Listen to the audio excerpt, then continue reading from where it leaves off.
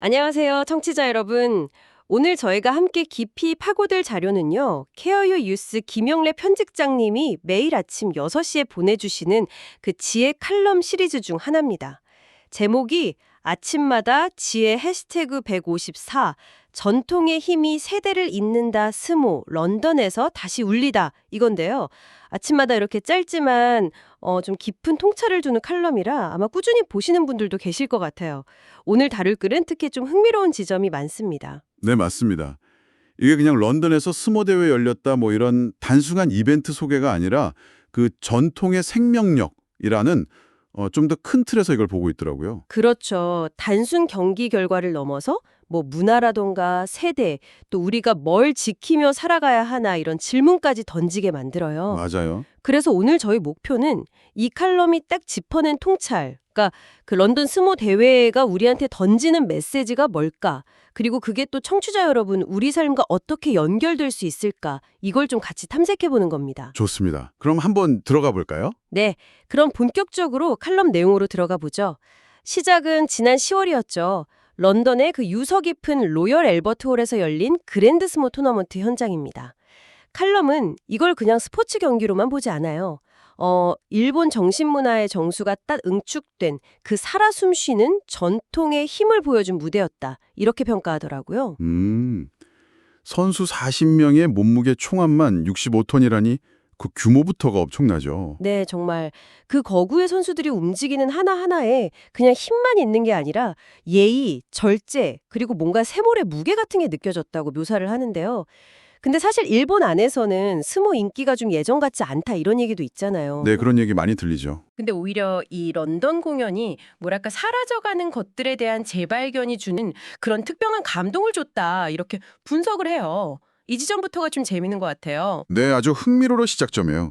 특히 이게 1991년 이후로 거의 30년 만에 영국 땅에서 다시 열린 공식 스모 공연이라는 점이 중요하거든요. 아, 30년 만에요? 와. 칼럼 설명을 보면 스모의 기원이 원래 고대 일본의 그 풍년 기원하는 농경을해, 그러니까 신토 의식에 뿌리를 두고 있다고 해요. 그냥 신 앞에서 힘겨루면서 풍요를 빌던 그런 행위가 이게 오랜 시간을 거치면서 종교, 예술, 또 일상의 어떤 규범 같은 거랑 합쳐진 거죠. 그러면서 일본 특유의 어떤 정식 문화, 생활 미학으로까지 발전했다는 거예요. 런던 무대는 바로 그 긴 역사를 가진 전통이 아주 상징적으로 돌아온 현장이었던 셈이죠. 30년 만의 귀환이라 그 자체로도 의미가 참 깊네요. 칼럼에서 특히 좀 인상 깊었던 묘사가 있었잖아요. 선수들 모식 관련해서요. 아, 네. 그 선수들이 경기에 앞서서 아주 정갈하게 상투를 틀고 또 경기장인 도효라고 하죠. 그 모래판 위에 정화의 의미로 소금을 쫙 뿌리는 장면. 그 장면에서 관객들이 다들 숨을 죽였다. 이 대목이 저도 인상 깊었어요. 네네. 이게 그냥 뭐 씨름판 청소하는 게 아니라 뭔가 굉장히 신성하고 엄숙한 의식이구나. 이걸 관객들이 그냥 직감적으로 느꼈다는 거죠. 칼럼은 바로 이 순간 스모가 단순한 힘겨루기가 아니라 존중과 절제를 아주 중요하게 여기는 깊은 철학을 담고 있다는 걸, 또 상대를 이기는 것보다 먼저 자기 자신과의 싸움에서 이기는 걸 더 중요하게 생각한다는 그 본질이 언어나 문화를 넘어서 전달된 거라고 분석하더라고요. 아, 존중과 절제 그리고 자신과의 싸움? 이게 사실 요즘 스포츠에서는 좀 찾아보기 힘든 가치들인데 오히려 그런 점이 런던 관객들한테는 강렬하게 다가갔다는 게 참 흥미로워요. 그렇죠. 어쩌면 현대사회에서 좀 보기 드문 그 진지함, 엄숙함, 이런 게 오히려 신선하게 느껴졌을 수도 있겠다 싶어요. 그런데 또 재미있는 건 정작 스모의 본고장인 일본 내 상황은 좀 다르다는 점도 칼럼이 딱 짚어주고 있다는 거죠. 네, 바로 그 대비. 그게 이 컬럼이 던지는 핵심적인 문제의식 중 하나인 것 같아요. 지금 일본 내 프로스모 선수 리키 씨라고 하죠. 그 수가 한 600명 정도밖에 안 된대요. 600명이요? 생각보다 적네요. 네. 1980년대 전성기 때는 1000명이 넘었다고 하니까 거의 절반 가까이 줄어든 거죠. 스모 배우려는 어린이들도 확 줄었고요. 아, 정말요? 네. 칼럼은 그 이유를 아마도 디지털 문화가 막 퍼지고 또 다른 화려하고 좀 자극적인 글로벌 스포츠들이 많아지면서 스모가 약간 좀 낡고 지루한 구시대 유물처럼 여겨지는 그런 경향 때문 아니냐 이렇게 진단합니다. 그런데 런던에서는 분위기가 완전히 달랐다 이 얘기잖아요. 젊은 관객들도 꽤 많았고 그 사람들이 스모 특유의 그 정교한 의식이라던가 선수들의 엄청난 집중력에 막 감탄하고 열광했다는 내용이 나오죠. 맞아요. 그러니까 일본 안에서는 점점 좀 빛이 바래는 것처럼 보이던 전통이 오히려 문화적 지리적으로 좀 거리를 두고 만나니까 새로운 세대한테는 이게 신선하고 매력적인 문화 충격으로 다가왔다는 분석이에요. 네, 정확합니다. 어쩌면 전통의 생명력이라는 게 너무 익숙한 곳에 안주할 때보다는 오히려 좀 낯선 환경, 새로운 시선과 만나는 그런 거리감 속에서 더 강하게 드러날 수 있다는 거죠. 아, 그럴 수 있겠네요. 익숙하면 당연하게 여기거나 심지어 낡았다고 생각하는데 낯선 곳에서는 오히려 그게 강력한 매력이 될 수 있다는 역설이네요. 네, 바로 그겁니다. 칼럼은 이 현상을 사라져가는 전통의 재발견이라는 키워드로 딱 압축해요. 아주 오래되고 어쩌면 좀 낡아 보이는 전통이라도 그게 원래 있던 맥락을 잠깐 벗어나서 새로운 환경, 새로운 세대와 딱 만났을 때 전혀 예상 못한 방식으로 신선하게 받아들여지고 새로운 의미나 가치를 얻을 수 있다는 가능성을 보여준 사례라는 거죠. 그리고 칼럼은 바로 이 지점에서 이 이야기가 그냥 일본 스모 얘기가 아니라 우리 한국 사회, 특히 급격한 변화를 겪고 있는 시니어 세대가 좀 깊이 생각해 볼 만한 점을 던져준다고 직접적으로 얘기를 해요. 한국의 시니어 세대와 연결하는 지점이라 그 부분을 조금 더 구체적으로 설명해 주실 수 있을까요? 네. 우리 사회도 뭐 전 세계적으로 봐도 유례 없이 빠르게 디지털화되고 있고 세대 간의 문화적 격차도 점점 커지고 있잖아요. 그렇죠. 이런 상황 속에서 기성세대가 평생에 걸쳐서 갈고 닦아온 그런 기술들, 예를 들면 손으로 뭔가 정교하게 만드는 솜씨라든가 아니면 오랜 경험에서 나오는 문제 해결 능력 같은 것들 있잖아요. 또 몸에 밴 어떤 예의범절이나 공동체를 대하는 태도, 일을 시작하고 마무리하는 마음가짐 같은 눈에 보이지 않는 가치들도 있고요. 네, 많죠. 이런 것들이 자칫 구식이라고 치부되거나 다음 세대한테 제대로 전달되지 못할 위험이 있다는 거예요. 하지만 런던 스모 사례처럼 이런 지켜온 것들이야말로 변화가 빠르면 따를수록 오히려 더 중요해지는 시대를 초월하는 가치를 지닐 수 있다는 메시지를 칼럼이 등지고 있는 거죠. 아, 노년의 진짜 힘은 새 것을 배우는 능력뿐 아니라 오랫동안 지켜온 것에서 나온다. 이 칼럼 구절이 바로 이런 맥락에서 나온 겁니다. 지켜온 것의 가치. 확실히 요즘처럼 모든 게 빨리 변하는 시대에 우리가 좀 놓치기 쉬운 부분인 것 같아요. 근데 칼럼은 스모 선수들의 삶 자체에도 좀 주목하면서 이 지켜온 것의 무게를 보여주더라고요. 그 선수들 삶이 정말 상상 이상으로 혹독하던데요? 그렇습니다. 하루에 6시간 이상씩 이어지는 고된 수련, 또 몸불리려고 하는 특별한 식단 관리, 그리고 1년에 15번 이상 참가해야 하는 그 치열한 대회 일정까지. 와, 15번 이상이요? 네. 그런데 이렇게 힘든 생활을 다 견뎌내면서 받는 연봉이 최고 수준 선수, 그러니까 요코즈나라고 하죠. 그 선수를 할 줄라도 우리 돈으로 한 1억 5천만 원에서 3억 5천만 원 정도라고 해요.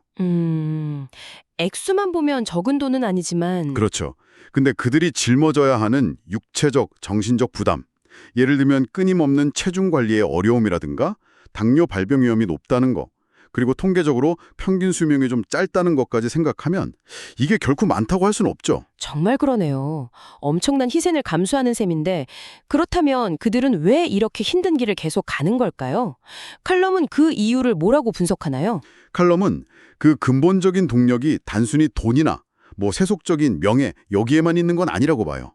물론 그런 요소도 무시할 수는 없겠지만 그보다 훨씬 더 깊은 차원, 그러니까 수백 년 이어져 온 이 전통을 내가 지키고 있다, 내가 계승한다는 아주 강력한 자부심과 사명감, 이것 때문이라고 분석합니다. 아, 자부심과 사명과. 네, 마치 오랜 세월 한 가지 기술만 계속 연마해온 장인이 시대가 변해도 자기 손때 묻은 도구를 쉽게 놓지 못하는 것처럼요.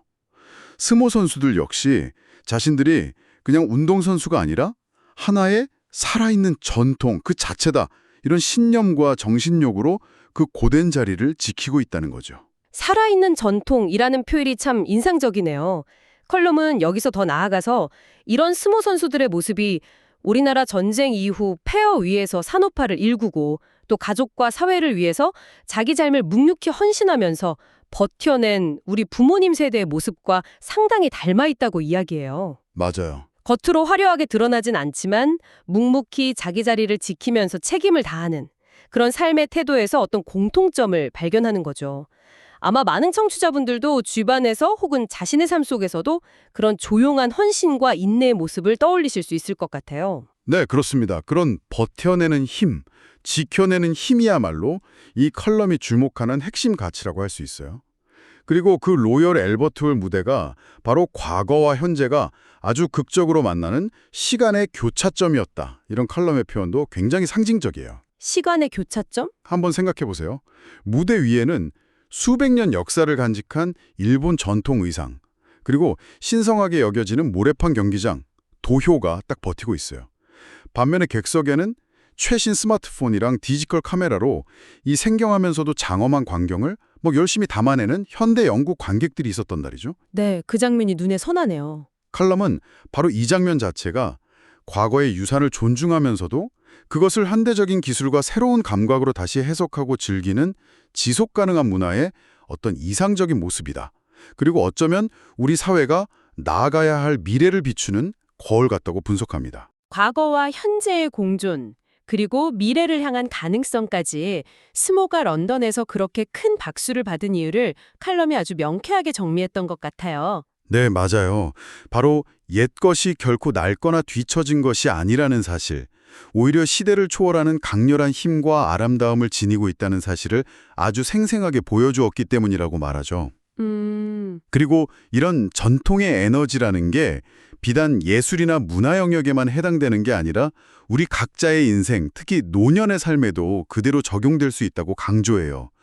새로운 기술이나 트렌드가 막 끊임없이 등장하는 시대일수록 오히려 이전 세대가 오랜 시간 동안 직접 부딪히면서 쌓아온 경험, 지혜, 그리고 인내의 가치는 더 깊어지고 빛을 발하게 된다는 거죠. 아, 그렇군요. 이건 우리에게 우리가 그럼 무엇을 지키고 그걸 어떻게 다음 세대에게 전달할 것인가 하는 중요한 질문을 던지는 셈입니다. 단순히 오래된 것이 아니라 시대를 초월하는 가치여 다시 빛을 볼 수 있다는 점이 중요하군요. 칼럼은 수모 경기가 가진 또 다른 독특한 특징, 그러니까 정중한 싸움이라는 측면에서도 중요한 교훈을 찾아내더라고요. 경기 자체는 엄청 치열한데 그 과정이나 결과에는 아주 엄격한 예의와 존중이 배어 있다는 거죠. 맞습니다. 선수들이 도요에 오르기 전에 신에게 예를 표하고 소금을 뿌리는 행위, 이게 단순한 정화의식을 넘어서서 경기에 임하는 자기 마음을 가다듬고 상대를 존중하겠다는 다짐을 상징한다고 칼럼은 해석해요. 네. 경기 중에도 불필요한 도발이나 너무 과격한 행동은 엄격하게 금지되고요. 승패가 갈린 후에는 이긴 사람이든 진 사람이든 반드시 서로에게 깊이 허리 숙여 절을 하면서 예를 표하는 게 불문율이죠. 칼럼은 바로 이 정중한 싸움의 모습에서 오늘날처럼 경쟁이 극도로 치열해진 사회일수록 우리가 단순히 이기는 기술만 배울 게 아니라 오히려 패배 속에서도 품위를 지키는 법, 경쟁 속에서도 상대를 존중하는 법, 다시 말해 예의를 지키는 법을 배우는 게 훨씬 더 중요하다고 역설합니다. 아, 이기는 법보다 예의를 지키는 법이라. 네. 그리고 이런 존중과 절제의 태도야말로 세월이 흘러도 변치 않는 어떤 인간적인 품격, 특히 노년의 지혜로운 품격을 만드는 근간이 된다고 말하고 있습니다. 이기는 것보다 더 중요한 게 있다는 메시지군요. 자, 그럼 이 모든 이야기들을 종합해 볼 때 김영래 편집장의 이 칼럼이 궁극적으로 우리에게 전달하고자 하는 핵심 메시지, 뭐라고 정리할 수 있을까요? 결국 이 칼럼은 런던 스모 공연이라는 하나의 구체적인 사건을 통해서 전통이라는 것이 그냥 박물관에 갇힌 과거의 유물이 아니라는 거죠. 얼마든지 현재와 미래를 살아가는 우리에게 영감을 주고 새로운 의미를 던져줄 수 있는 그런 살아있는 힘이라는 것을 보여줍니다. 네. 런던의 관객들은 스모 선수들의 그 엄청난 육체적인 힘, 기술, 그 대결 너머에 깃들어 있는 어떤 조용하면서도 강인한 정신성, 그러니까 수백 년간 이어져 온 의례와 규율 속에서 나오는 어떤 깊은 울림 같은 걸 감지했다는 거예요. 정신성, 울림. 네. 그리고 칼럼은 이 통찰을 우리 각자의 삶으로 한번 가져와서 적용해보자고 제안하는 거죠. 삶에 적용한다. 구체적으로 어떤 의미일까요? 예를 들어서 우리가 흔히 노년기는 뭔가 새로 배우거나 시작하기에는 너무 늦은 시기다. 이렇게 생각하기 쉽잖아요. 네, 그런 생각 많이 하죠. 근데 이 칼럼은 오히려 그 반대의 관점을 제시해요. 노년기야말로 평생에 걸쳐서 온갖 시행착오를 겪으면서 쌓아온 그 귀중한 경험과 지혜를 다음 세대한테 온전히 전수하고 나눌 수 있는 최적의 시기라는 겁니다. 오히려 최적의 시기다. 네. 젊은 세대가 주로 효율성, 속도, 새로운 기술 이런 걸 추구한다면 시니어 세대는 그들에게 느림이 주는 가치, 기다림의 의미, 그리고 형식이나 의식이 갖는 깊이 같은 걸 몸소 보여주고 가르쳐줄 수 있다는 거죠. 스모의 그 엄격한 의식이나 절차가 단 한 번의 승패를 넘어서는 더 깊은 가치를 추구하는 것처럼 우리 삶에서도 당장 눈앞의 결과나 효율성에만 너무 매몰되지 말고 매일매일의 과정 속에서 스스로를 좀 절제하고 타인을 존중하면서 묵묵히 자기 역할을 수행하는 태도, 이게 중요하다는 겁니다. 네, 과정의 중요성. 네, 이것이야말로 인생의 후반전을 더 풍요롭고 의미 있게 만드는 지혜이고 나아가서 우리 사회 전체를 더 깊이 있고 성숙하게 만드는 동력이라고 칼럼은 역설하고 있어요.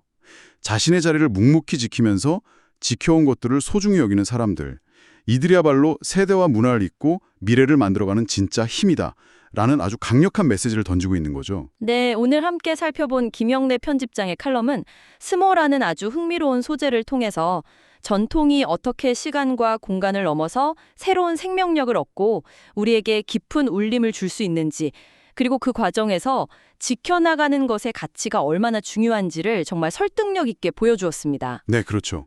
특히 칼럼의 마지막 문장, 지켜온 것이야말로 미래를 만드는 힘이다. 이 구절이 참 오랫동안 마음에 남을 것 같습니다. 그렇습니다. 이 칼럼이 비록 수모를 매개로 이야기했지만 근본적으로는 이걸 듣고 계신 청취자 여러분, 당신의 삶을 한번 돌아보게 만드는 그런 질문을 던지고 있다고 생각해요. 당신의 삶 속에서 오랫동안 소중하게 지켜나가고 싶은 가치는 무엇인가요? 혹은 다음 세대에게 꼭 전해주고 싶은 삶의 지혜나 태도는 또 어떤 것이 있을까요? 어쩌면 수모 선수들의 그 묵묵한 수련처럼 당신이 매일의 삶 속에서 특별히 막 드러내지는 않지만 조용히 지켜나가고 있는 그 어떤 신념, 습관 혹은 관계들, 그것들이야말로 당신 자신뿐 아니라 우리 사회의 미래를 만드는 가장 강력하고 진정한 힘이 될 수 있을지도 모릅니다. 오늘 하루 잠시 시간을 내셔서 그 지켜온 것들의 의미를 한 번쯤 생각해 보시는 건 어떨까요? 네, 오늘 저희와 함께 이 깊이 있는 이야기에 귀 기울여 주셔서 정말 감사합니다. 다음에도 여러분의 지적 호기심을 자극할 만한 흥미로운 자료를 가지고 다시 찾아뵙겠습니다.